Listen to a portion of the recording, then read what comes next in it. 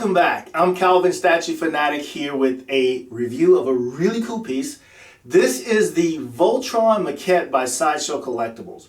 I've really been looking forward to this piece coming in, and from what I can see so far, fans of the franchise will not be disappointed.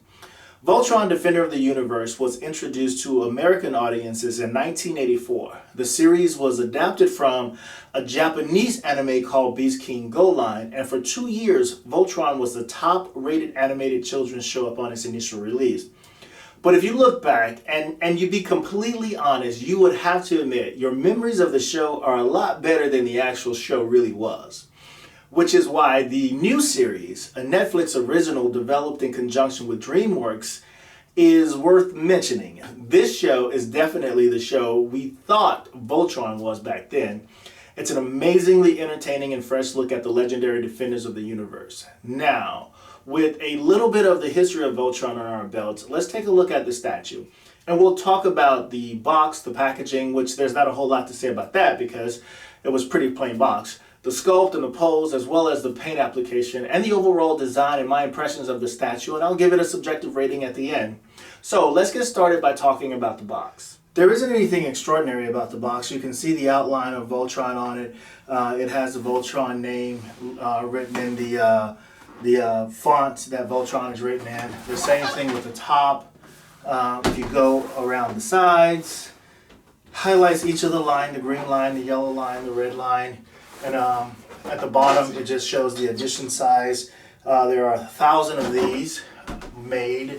And that's about it for the box. There isn't anything really to talk about.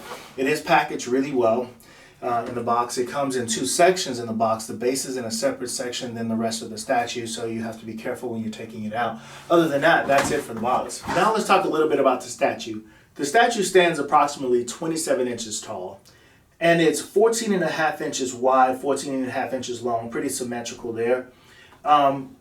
Sideshow says that there are 106 pieces of material used to put this statue together. And looking at all the things that are going on here and all the different types of pieces, it looks like it's quite possible that there are 106 pieces. But when you get the statue, you'll only get 11 pieces, including the base, to put it together. So you don't have to worry about that. But now, with that said, let's start talking about the sculpt, and we'll start with the base when it comes to the sculpt of the statue. The base is sort of simple, but not overly simple. It doesn't take anything away from the statue itself, but the outside of the base, it's a round base, the outside of the base has this brushed metal paint job on it that gives it a metal appearance, which is cool. And then inside of these indentations here, you can see what looks to be some type of microchips or mechanisms inside of the base. And also on the outside of the base, there are Roman numerals from 1 to 5 along the outside of the base, all corresponding with each of the lines, 1 being with the black line, 5 being with the yellow line, and so on and so forth. Now, on top of the base has a lot of texture and design going on here too. What it looks like, if you've seen pictures of the moon, it looks like some type of lunar surface somewhere in the galaxy. And also there's these scratch marks on the surface too, where you would think that probably the line claws scratched the surface here. But a lot of detail there, a lot of craters and different things going on with the base. Really like the base. It's pretty cool. And like I said again, it's extremely heavy. Moving from the base up to the feet and the lower parts of the leg. Now that's formed by the yellow and blue line. Like I said before, the sculpt of these are just absolutely amazing. They're stunning. There are so many intricate details on this particular statue, especially on each of the legs. Now each leg is separate. Those are 2 of the pieces that come separately. The yellow line, I think it is, has a peg that fits into the base, where the blue line does not have a peg.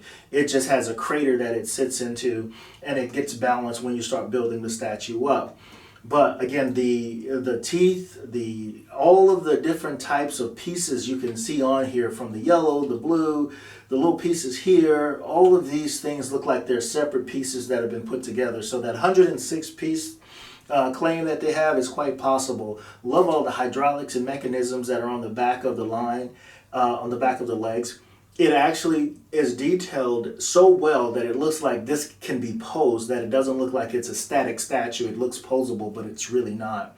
And then as you move up the statue to the black line, which forms the bulk of the body here, like the same thing, tons of detail all around the statue. This has the Roman numeral 1 on it, on the back of it. You see these metal things that are attaching the back to the lower half and its legs. There's these gears and things inside of here, all with tons of detail that look really amazing.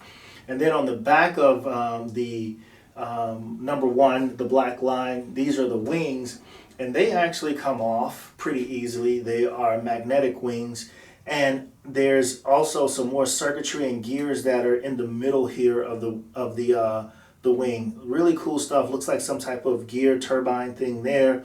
Lots of detail put into this statue. The same with the wing on this side.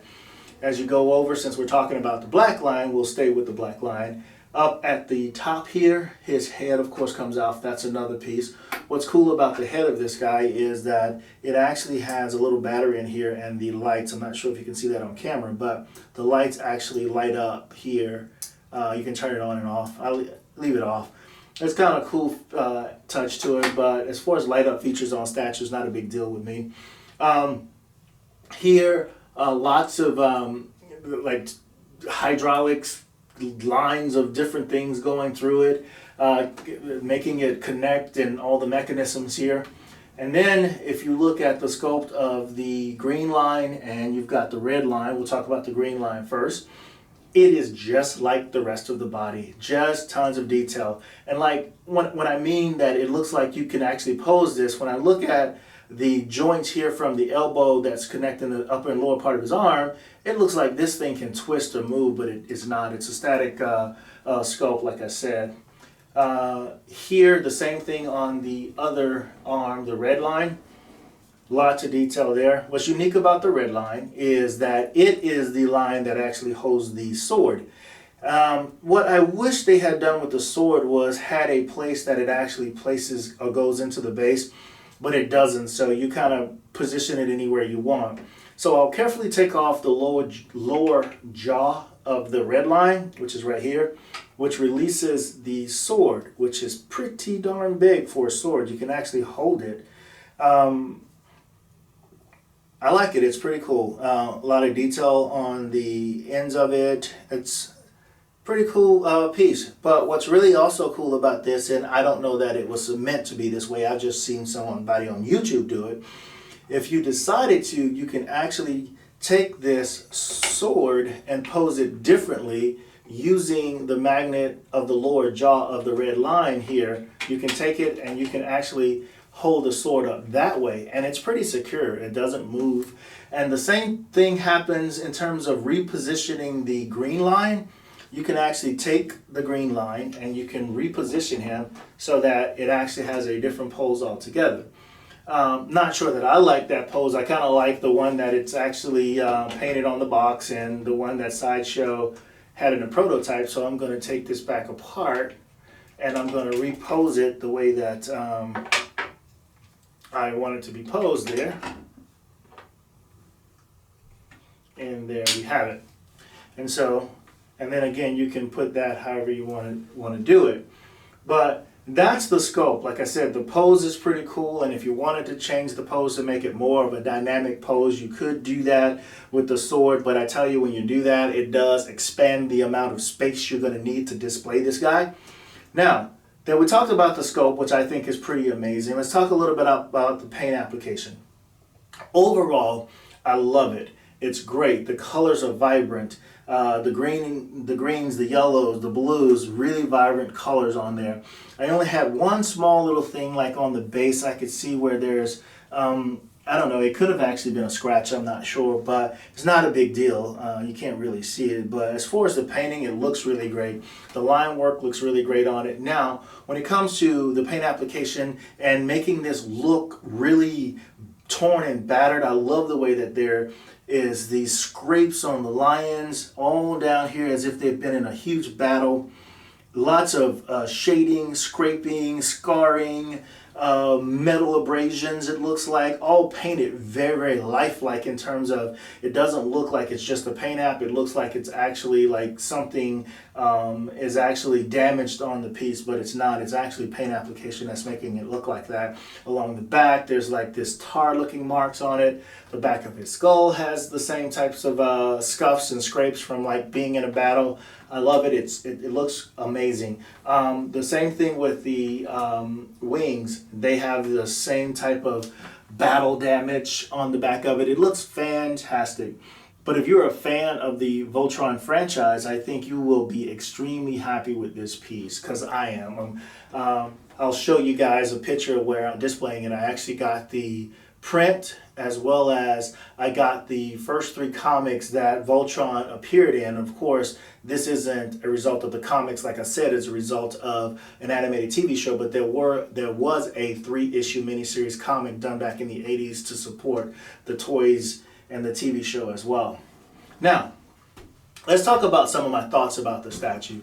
Now, we talked about the boxing, and as far as the boxing is concerned, it was adequate. There wasn't anything over, anything spectacular about it. So if I were to rate the boxing and the packaging, it would be an 8. It didn't have any extraordinary artwork. It was just pretty cool. And then if we talk about the sculpt, the paint, and the design of this, that part I will give it a 10, because I absolutely love it. I think this is an amazing piece. It's fantastic. Paint, sculpt, all of those things look great. The detail kind of reminds me a little bit of my Darkness statue. Each time you look at this, you will notice something different about this statue that you did not notice before, whether it's the coloring, the shading, some gear, some piece that you didn't notice was on the statue. So definitely I would give that a 10 when it comes to the scope. Now, when it comes to the paint application on the statue, that I probably maybe a 9, because there were a few things, just a couple of things that I think maybe it could be just unique to this particular one. But it wasn't, I found a few areas that had some flaws or paint spill over, but nothing that, I mean, there's so much going on here and so many scuffs and things like that, you wouldn't even notice it if you weren't looking really closely at it.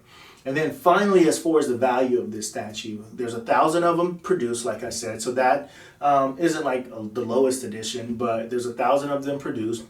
And it's $1,200 for the statue. That's right, $1,200 for this statue. And I think that is quite high for a statue. Especially when, I mean, I know there's a lot of work that went into this. Like they said, there's 106 pieces, all that great stuff. But then again, the price of some of these things are way up there. And at $1,000, there are statues and companies like I reviewed last time when I reviewed Sylvanas Windrunner. I mean, that statue was 1/3 of the cost of this statue. And I don't know, because I don't know all the deals that they make, but for me, a 7. I couldn't give this anything higher than that, because that is a lot for this particular statue. And I think even for fans of the statue, that price turned a lot of people off. So for me, the overall rating of the statue is an 8.5. That concludes my review of Sideshow's Voltron Defender of the Universe Maquette statue. But before I go, if you are interested in staying on top of the latest news in the collecting world, whether it be pop figures, the latest customs that are coming out, what's happening at some of the biggest studios, some of the biggest artists that are out there designing and sculpting, please head over to mcecentral.com. That's Marvelous Collectible and Entertainments, and check out what's going on over there. Also, you can catch some of my videos, all of my videos, in fact, over at Marvelous Collectible and Entertainments too. That's mcecentral.com. So until next time, peace. Take care.